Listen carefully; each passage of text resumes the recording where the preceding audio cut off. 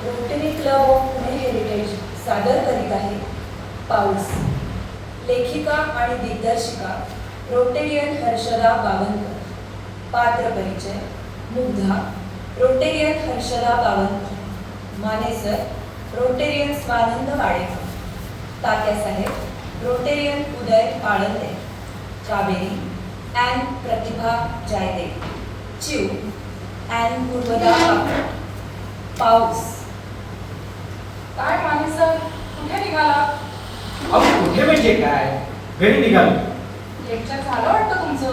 हा म्हणजे काय, हो काय झालं, जोशी मॅडमचं लेक्चर मी घेतलं आणि आता त्या माझं लेक्चर घेत आहे, म्हणून मी निघालो.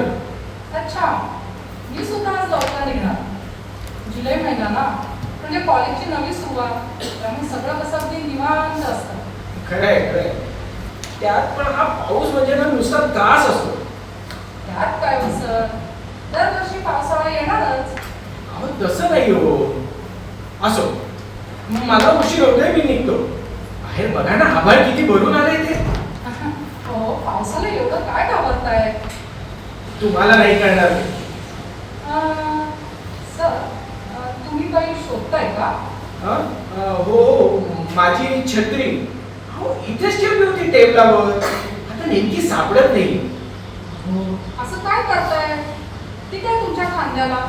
हा खरंच की, मी पण ना, बरं बरं मी निघतो.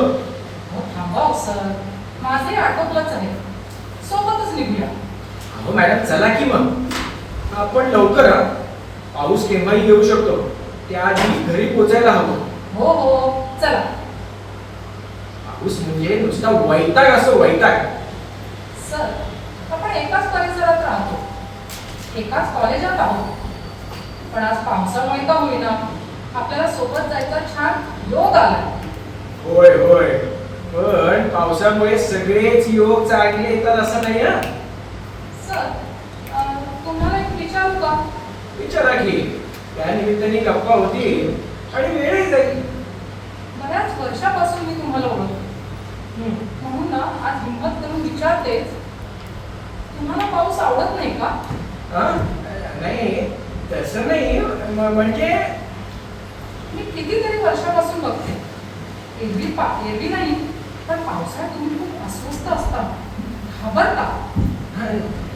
ते तसं नाही, पण पाऊस मला मुळीच आवडत नाही. पण का? खरं तर हा विषय मी कधीच कुणाजवळ काढला नाही, पण आता तुम्ही विचारताच आहे म्हणून सांगतो. सांगा.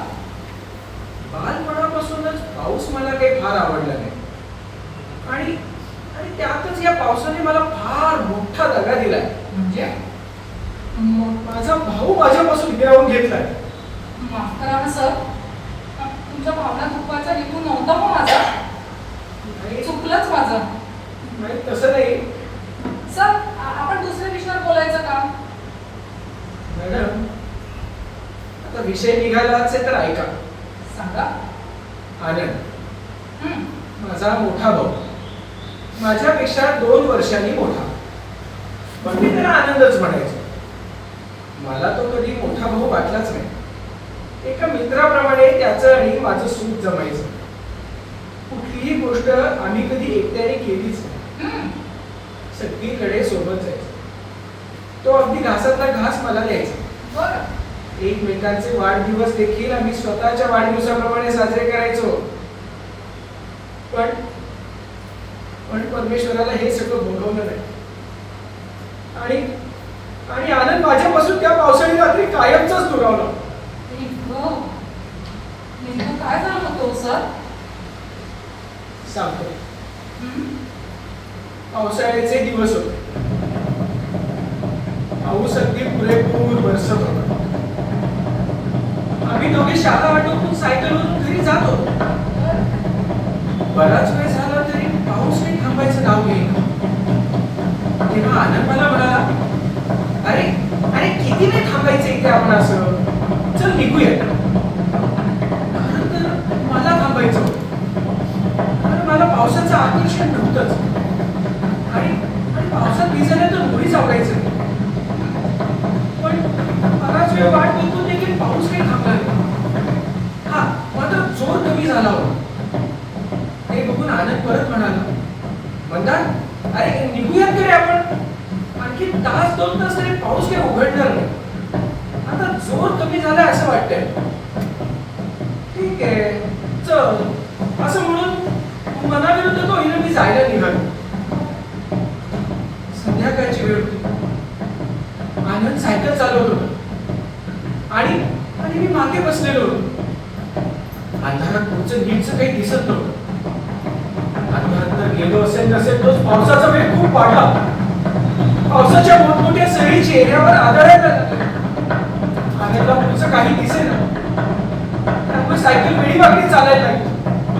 ते बघून मी घाबरलो आणि त्याला आग्रह करू लागलो, आनंद आपण थांबायचं काय? आनंदला देखील ते पटलं होतं. हो थांबूयात आपण असं म्हणत असताना पुढून येणाऱ्या ट्रकच्या लाईटचा प्रकाश त्याच्या डोळ्यावर पडला आणि रस्त्यातला खड्डा चुकवण्याच्या प्रयत्नात सर सर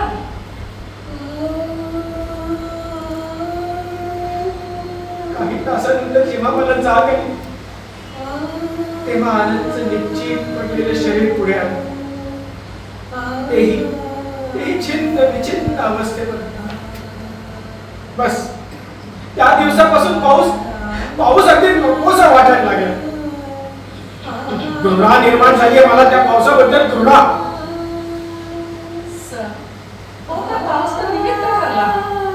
निमित्त नाही हो मॅडम, कारणच ठरलाय. खरं तर बऱ्याचशा गोष्टी त्या वेळी घडून जातात. पण म्हणून पावसाला कायम दोष देऊन कसं चालेल? मॅडम जग म्हणतं पाऊस हा संजीवनी आहे. हो आहेच. पण माझ्या बाबतीत तो सगळं हिरावून घेणारा यम ठरला. यम. म्हणून तुम्ही पाऊस टाळायला बघता हो ना? होय. खरं सांगायचं तर जे विधिलिखित असतं ना ते घडल्याशिवाय राहत नाही. मॅडम हे सगळं बोलायला ठीक आहे, पण स्वतःवर वेळ येते ना तेव्हा कळतं. या प्रसंगानंतर पावसाचा साधा आवाज जरी ऐकला ना तरी छातीत धस्स होतं माझ्या. असं आहे तर ठीक आहे. मग असाच एक पावसाचा किस्सा मीही तुम्हाला सांगते. तुमच्या माहितीत आहे का? हो असंच समजा. मग सांगा की. ही गोष्ट आहे कावेरी आणि तात्यासाहेब यांची. कावेरी आणि तात्यासाहेब एक मध्यमवर्गीय सुखी जोडपं. सगळ्यांशी मिळून मिसळून राहणारे तात्यासाहेब अतिशय कष्टाळू, प्रामाणिक, सभ्य गृहस्थ म्हणून सगळ्यांना सुपरिचित होते. तर कावेरी देखील तशीच.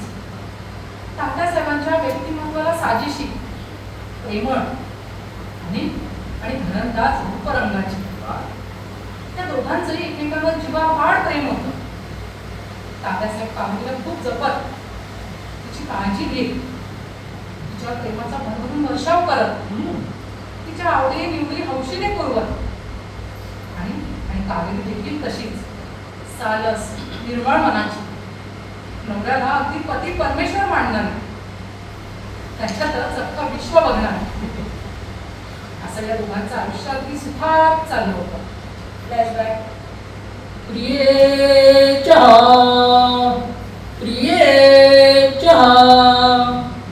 रात्रीचा समय सरुनी येतो षटकाल हा.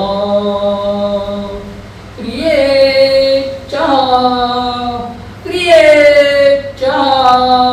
अहो काय हे? कावेरी तुला हे काय नवीन आहे का गं? अहो किती हे चहा प्रेम. एक कप चहासाठी किती हा त्रास मला. द्यायचे कधी चुकले का मी एवढ्या वर्षात? नाही ग, खरंच चहाच तर आपल्यातील हिवाळ्याचा दुवा आहे. खरे. कावेरी आपल्या लग्नानंतरची ती पहिली सकाळ अद्यापही ताजीदावानी वाटते हा. किती ते कौतुक. अगं तसं नाही. अगं लग्नाच्या दुसऱ्या दिवशी तू सकाळी सकाळी सगळ्यांसाठी चहा केलास. सगळ्यांसोबत मी देखील तो घेतला. चहा घेत असताना घरचे सगळे हसायला लागले होते. आणि तुला मात्र कळतच नव्हतं, तू पुरती गोंधळली होतीस. हो ना. आणि काही चुकलं का असं मी विचारल्यानंतर सासूबाई प्रेमाने म्हणाल्या होत्या, नाही ग, तू काही लक्ष देऊ नकोस. आणि आठवडाभर हाच गरम चालला होता. आणि मजेदार गोष्ट म्हणजे मला अजूनही आठवतो, आईनं तुला त्यानंतर विचारलं होतं, कावेरी तू रोज सगळ्यांना चहा देतेस, सगळे एकत्र चहा घेतात, तू देखील आमच्या सोबतच घेत चल. हो आठवतंय. आणि मी म्हणाले होते, आई अहो मी चहा कधी घेतच नाही, मला चहाची चव देखील माहिती नाही. मी अगदी निरागसपणे बोलले होते. आणि तुझं हे निरागस प्रांजळ उत्तर ऐकून सगळेच अवाक झाले होते. मला तर ठसकाच लागला होता. आणि सगळ्यांच्या आग्रहास्तव मी आयुष्यात प्रथमच त्या दिवशी चहाची चव घेऊन उतरले होते. अरे काय ही चव!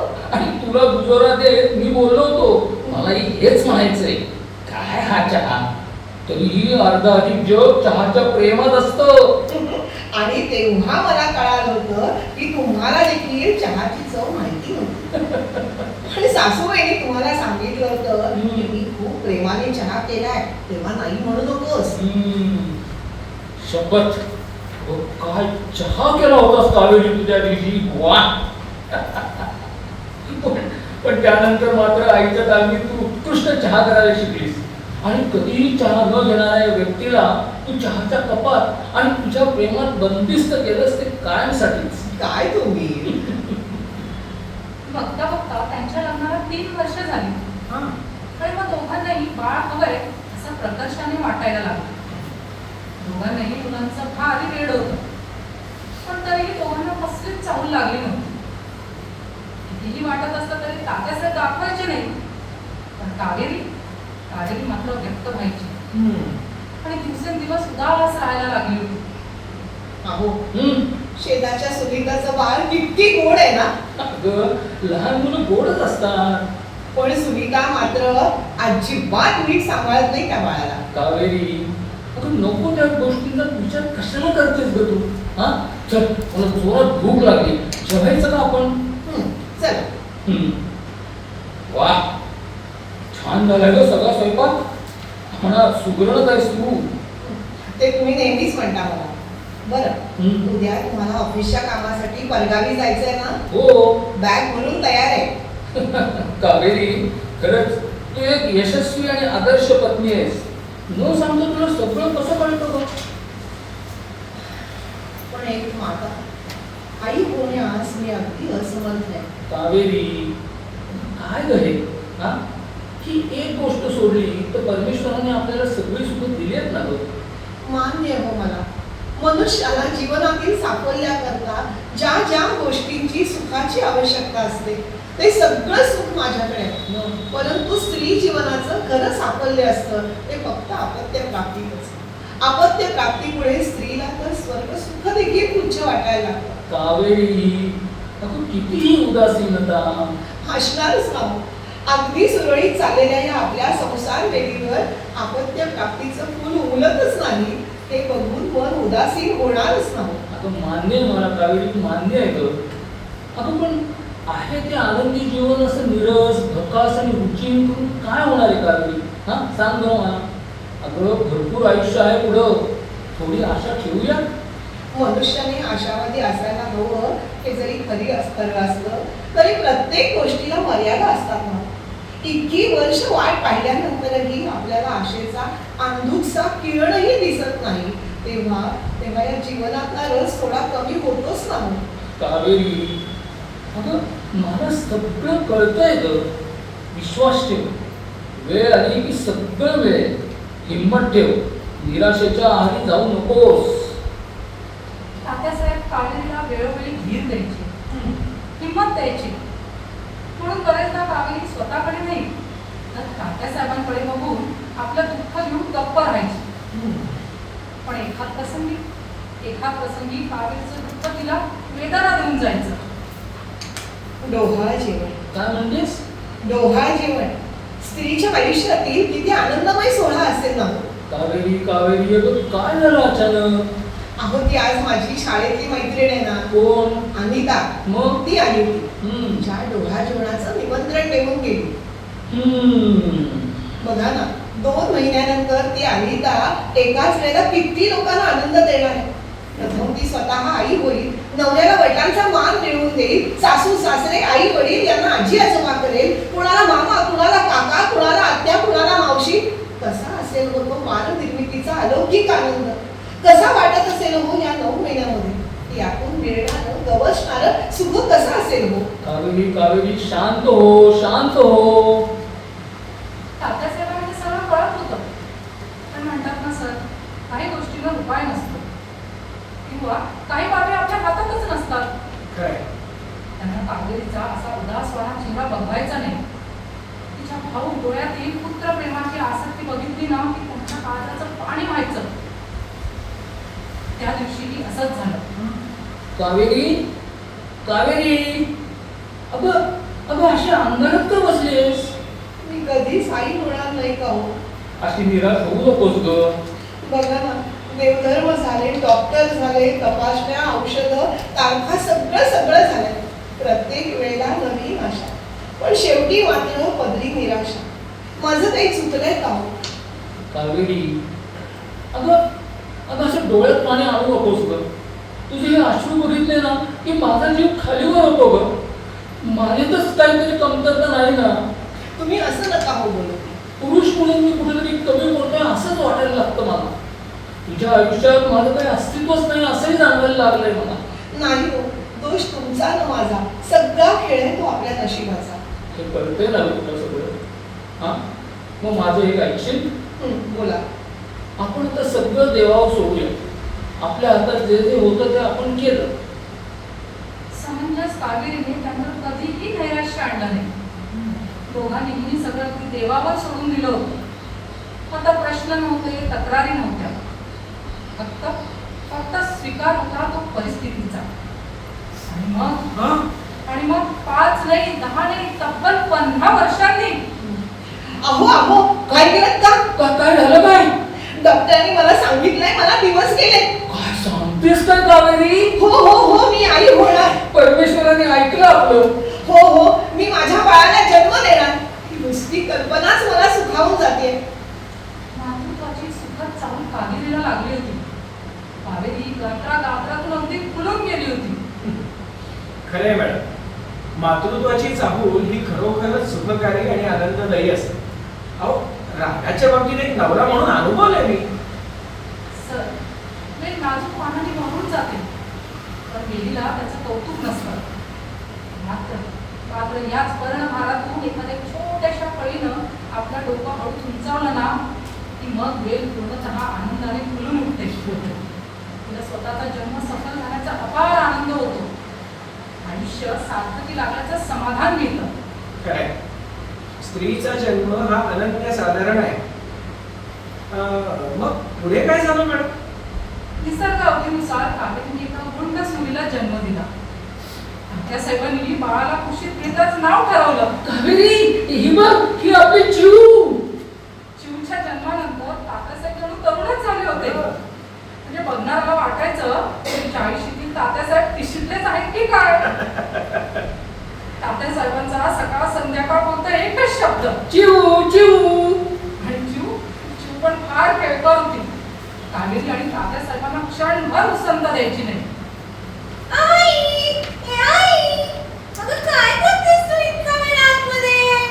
आले ग चिऊ.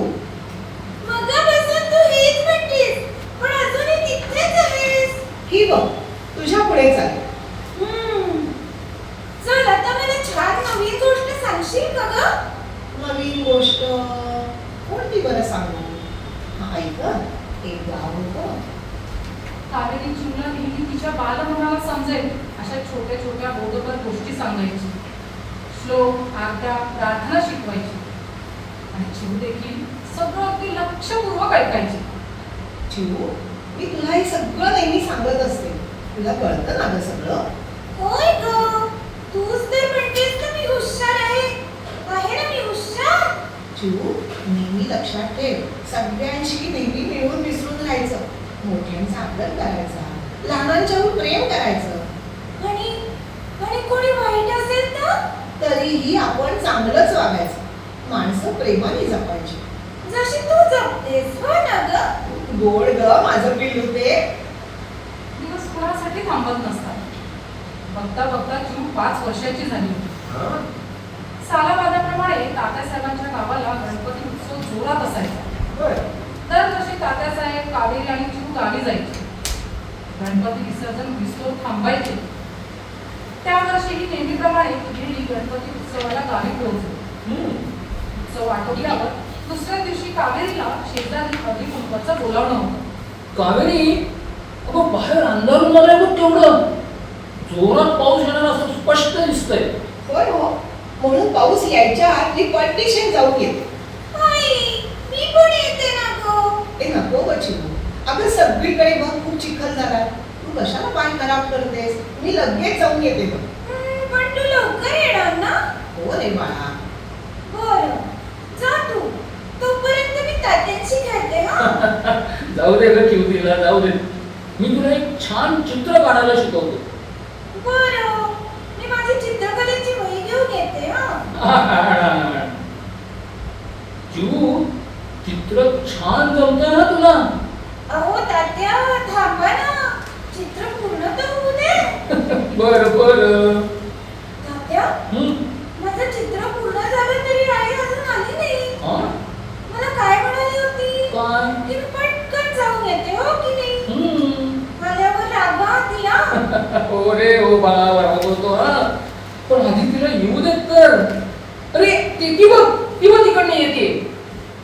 तात्यासाहेबांना कावेरी दुरूनच येताना दिसली. तोवर पावसाला सुरुवात झाली होती. गडद अंधार पडला होता. त्याच वेळी ढगांचा एकच गडगडाट सुरू झाला. आवाजासरशी लहानशी चिऊ तात्यासाहेबांना घट्ट मिळवली.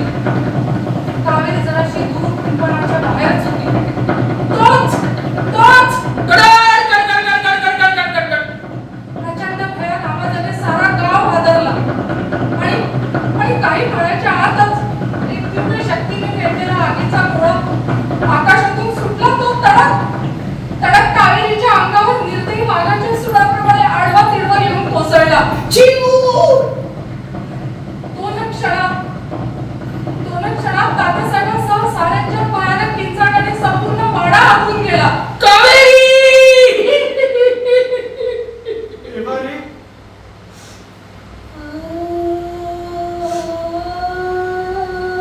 बघता बघता हुक्याचं नव्हतं झालं. तात्यासाहेबांनी सगळा श्वास रोखून चिऊला घट्ट आवळून धरलं होतं. ते सर्वांगाने थरथरत होते.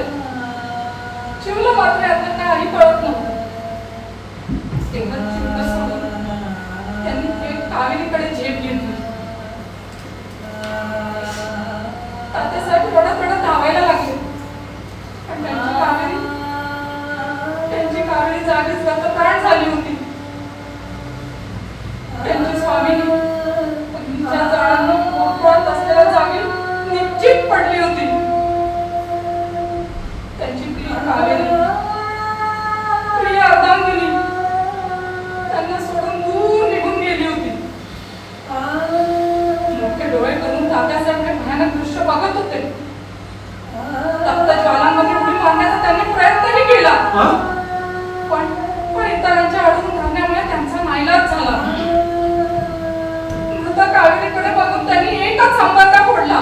कावेरी कावेरी कावेरी कावेरी. बापरे. त्यांची कावेरी त्यांची हात ऐकण्याच्या पलीकडे गेलेली होती. भर दुपारी सूर्यास्त व्हावा अशी त्यांची अवस्था झालेली होती. डोळ्याच्या कपाळीत लाल धुंद प्रकाश पसरला होता. काळपट धुराचा लोट त्या लालसर आगीतून अजगरासारखा वळवळत वर जात होता. ते अजाणपणे काही न घडल्याप्रमाणे किरकिरवाण्या नजरेने तात्यासाहेब कावेरीकडे बघत होते. कावेरीचा चेहरा ओळखण्याच्या पलीकडे गेलेला होता. तात्यासाहेब लहान लेकराप्रमाणे रडत होते.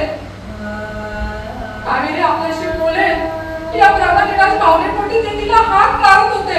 कावेरी कावेरी कावेरी, अगं उठ ना ग कावेरी, बोल ना. पण त्यांच्या एकही हाकेला कावेरीने ओढ दिली नव्हती. आणि देणारही नव्हती. भयंकर आहे वय सगळं. होय,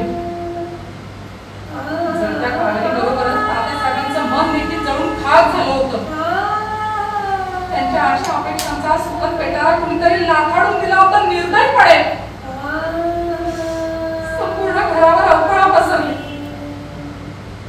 कावेरीचं असं अकाली जाणं तात्यासाहेबांना फार जिव्हारी लागलं होतं. त्यांनी सरळ अंथरुणच पकडलं आणि त्यांना सावरून धरण्यात घरच्यांसह आजीलाही यश आलं नाही. साहजिक आहे मॅडम. खरं तर वृक्षाच्या आधारावर वेलीला जगायचं असतं. पण जी वेल वृक्षाच्या उत्साहाचं कारण असते ती अकस्मात गळून पडली तर वृक्षाचं काय होणार?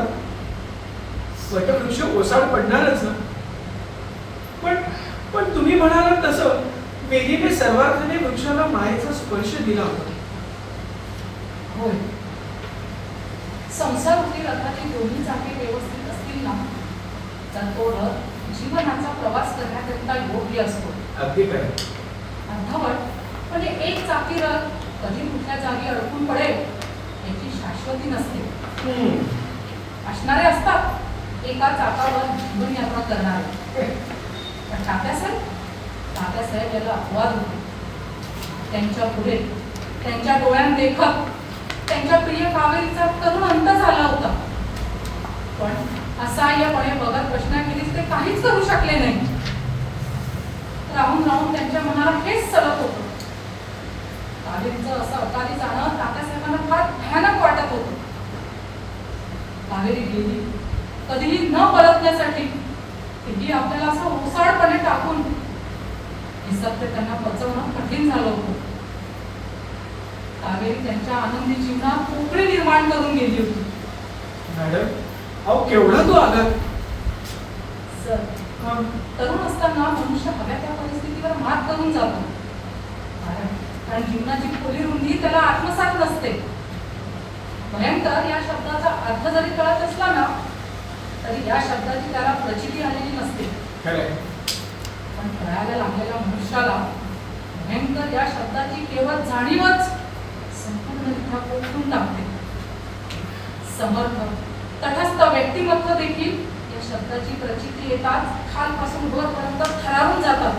होय मॅडम, अगदी खरं बोललात तुम्ही. आणि हे तर तात्यासाहेबांनी भयंकर दृश्य अनुभवलं होतं, बघितलं होतं. तेही आपल्या प्रिय कावेरीच्या बाबतीत. कावेरी आपल्याला अशी अर्ध्यात टाकून निघून गेली, तेही एवढ्या भयानकपणे. हे चित्र आठवून तात्यासाहेबांना अगदी पेट लागायची वेळ आली होती. कावेरीला नेहमी हिंमत देणारे तात्यासाहेब मनात असतानाही स्वतःला मात्र सावरू शकले नाही. त्याच अवस्थेमध्ये त्यांना अर्धांगवाडीचा झटका आला. आणि त्या दिवसापासून तात्यासाहेबांनी जे अंथरूण पकडलं ते नेहमीसाठीच. मॅडम, नुसतं ऐकूनच मन सुन्न झालंय माझं आणि डोळे पाणावले. माझी ही अवस्था झाली तर तात्यासाहेबांची काय परिस्थिती असेल? भयानक आहे. कुणाच्याही वाटेला असं दुःख येऊ नये. खरंय, अगदी खरंच येऊ नये. बोलण्यात वेळ कसा गेला काही कळलंच नाही हो मॅडम. अहो घर आलंय तुमचं. हो ना, हो घर आलंय. सर, आलाच आहात तर चहा घेऊन जा. माहिती नाही परत असा योग कधी येईल नाही. असं म्हणताय? चला घेऊया चहा. पण मला सांगा, ते चिरूचं काय झालं हो पुढे? आणि कावेरी आणि तात्यासाहेब तुमच्या ओळखीचे होते का? सांगते, सगळं सांगते. आधी बसा तर तुम्हीच. आलेच मी चहा घेऊन.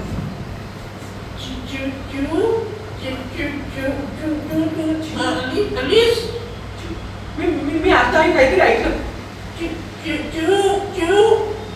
मी ऐकतोय ते. हो मॅडम बाहेर या ना मॅडम. आले सर, आले. कोण आलं? सर, कोण आलं? हे माझे तात्या. होय, जवळपास 25 वर्ष बेड आणि व्हीलचेअर यावरच असणारे माझे तात्या. या माझ्या जीवची तात्या. मॅडम, अहो किती महान आहात तुम्ही. तुमच्या या दुःखापुढे माझं दुःख काहीच नाही. मी एकच गोष्ट उराशी बाळगून परिस्थिती आणि पावसाला दोष देत अर्ध आयुष्य काढलं. महान नाही हो सर, फक्त परिस्थिती स्वीकारली. मॅडम, तुमच्याबद्दल मला आधीपासूनच आदर होता, पण आता तो शतपटीने वाढलाय. सर, हा तुमचा मोठेपणा आहे. मॅडम, आजपर्यंत मी माझ्या आयुष्यात कधीही कोणालाही मानवंदना दिली नाही, पण आज तुम्हाला सलामी देतो. आणि ही सलामी आहे लहान वय असूनही परिपक्व विचारांच्या एका प्रगल्भ शिक्षिकेला, एका विशाल मनाच्या, खंबीर व स्वतःच्या वेदनांना शांतपणे सहन करीत इतरांच्या आयुष्यात आशेचा प्रकाश पेरणाऱ्या एका निस्वार्थ प्रेरणादायी स्त्रीला, गंभीर परिस्थितीला स्वीकारून त्यावर मात करून पुढे जाणाऱ्या सकारात्मक व्यक्तिमत्वाला आणि कोणालाही दोषी न ठरवता, कुणावरही आरोप न करता, कुणालाही गुन्हेगार न म्हणता जगण्याला सोबत घेऊन चालणाऱ्या शांत, समतोल, प्रसन्न अशा कन्येला. मॅडम, तुम्हाला